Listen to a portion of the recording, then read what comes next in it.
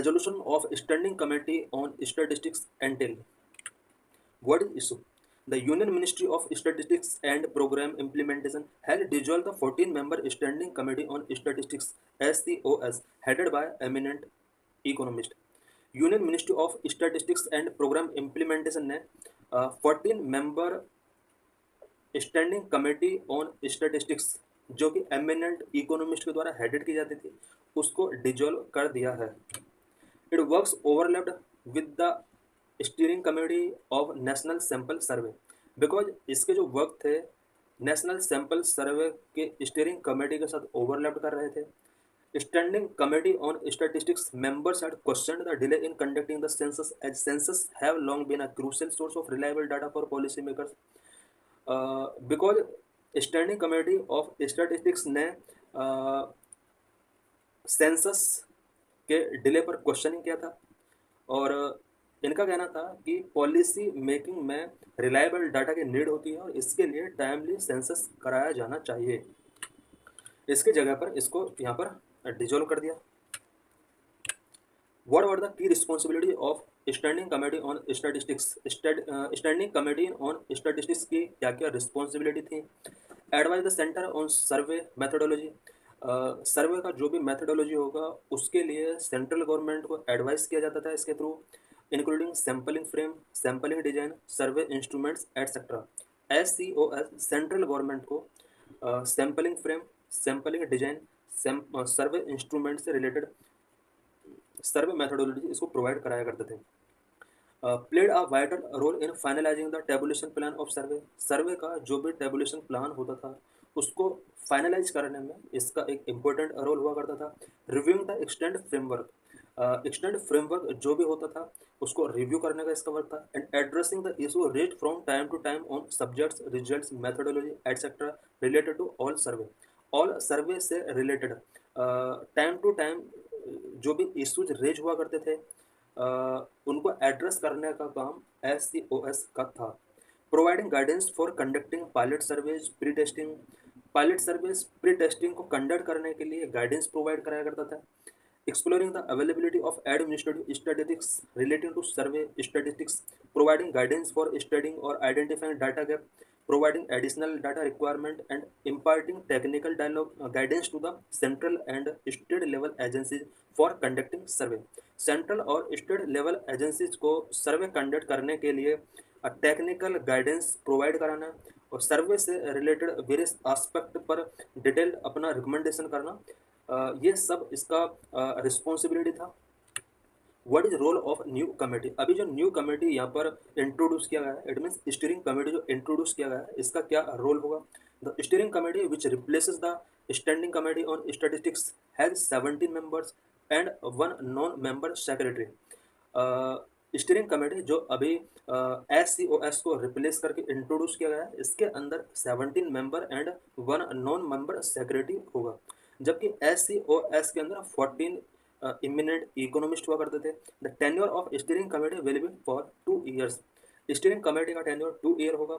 It's term of references are quite similar to that of SCOS, including reviewing subject result, methodology, questionnaire, sampling frame, sampling design, concepts, definitions, survey instruments etcetera related to all national sample surveys.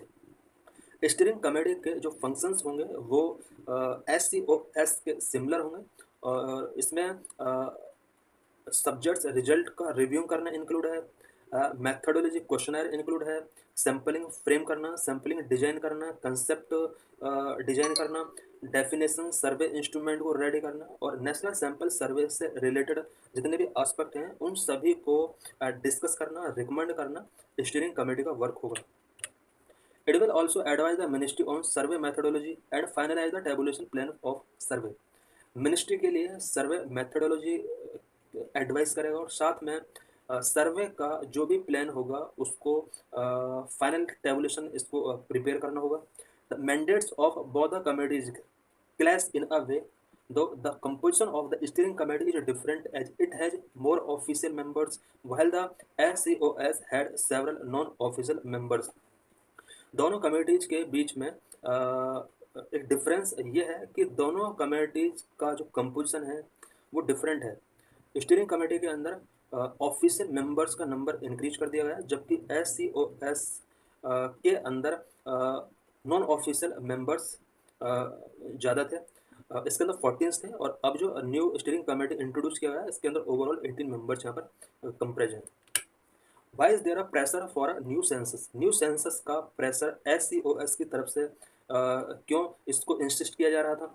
Lack of fresh data keeps crores of people away from schemes such as National Food Security act.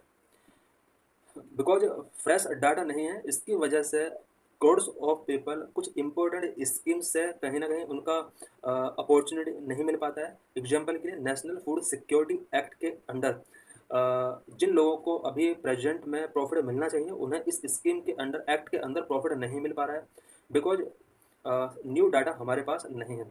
कुछ लोगों को इस list से, it means national Food Security act के अंदर कुछ people को यहाँ पर रिमूव करना चाहिए और कुछ को ऐड किया जाना चाहिए। तो इसके लिए यहाँ पर करंट डाटा चाहिए to find out actual data of numbers on employment and unemployment. Census इसलिए भी इम्पोर्टेंट है कि एम्प्लॉयमेंट एंड अनएम्प्लॉयमेंट का एक्चुअल डाटा हमारे पास अवेलेबल नहीं है। Need to periodic labour force survey, to periodic labour force survey की भी नीड है। Census can provide state and sub district wise data on issues such as education and employment. Education and employment से related issues को solve करने के लिए state and sub district wise data का हमें सेंसस बहुत ही नेसेसरी है। Survey based data including the census has universal coverage without any threshold providing a wider and bigger platform.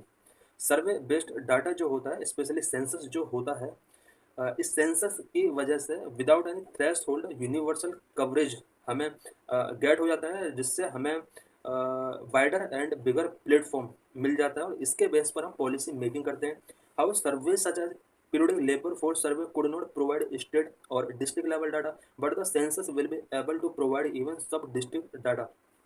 Periodic labour force सर्वे जो होता है ये स्टेट या डिस्ट्रिक्ट लेवल का डाटा प्रोवाइड नहीं कराता है, जबकि सेंसस जो होता है ये सब डिस्ट्रिक्ट लेवल का डाटा प्रोवाइड कराता है।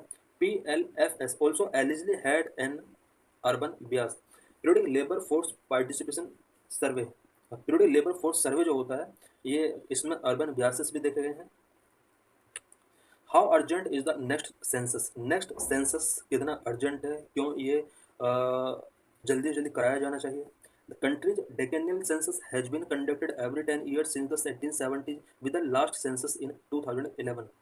कंट्री के अंदर डेकेनियल सेंसस एवरी 10 ईयर्स में होता है और ये 1870 से कंटिन्यू हो रहा है। लास्ट सेंसस इंडिया के अंदर जो कराया गया था 2011 में कराया गया था। 2021 census was delayed due to COVID-19 pandemic, and even after 3 years, the center has not provided a roadmap for the next census.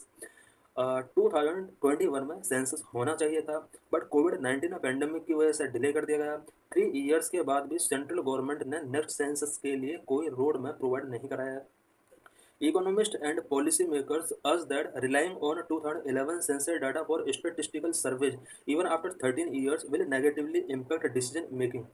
Economist और पॉलिसी मेकर्स ने आर्गू किया है कि अगर हम 2011 के सर्वे या सेंसस पर रिलाई करेंगे जो कि 13 ईयर्स पुराना है, इसकी वजह से डिसीजन मेकिंग नेगेटिवली इम्पैक्ट हो सकता है। So they suggested to conduct the next census at the earliest. यही वजह है कि इकोनॉमिस्ट और पॉलिसी मेकर्स ने नेक्स्ट सेंसस को अर्लीस्ट करने के लिए सजेस्ट किया है।